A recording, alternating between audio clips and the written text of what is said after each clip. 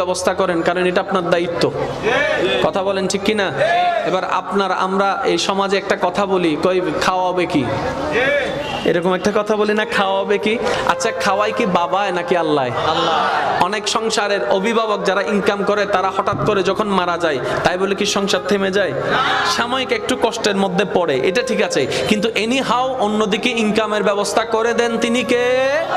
বাবা ছাড়া সংসার চলে, স্বামী ছাড়া সংসার চলে, কারণ আল্লাহ পাক বুঝায় চালানেওয়ালা একজন আমি আল্লাহ আছি। বলেন সুবহান।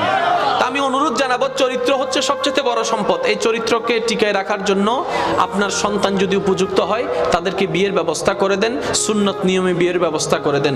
কোনো প্রকার গিফট টিফটের দরকার নাই। আপনি শুধু এতটুক বলবেন ছেলের বাবা মা হিসেবে, আল্লাহ আমাকে যতটুক দিয়েছে আমি অতটুকের মধ্যে একটা মেয়ে আনবো। আর মেয়ে আনবো যে সুন্দরী আমার হওয়ার দরকার নাই, দিনদার হলেই যথেষ্ট, আল্লাহর প্রেমিক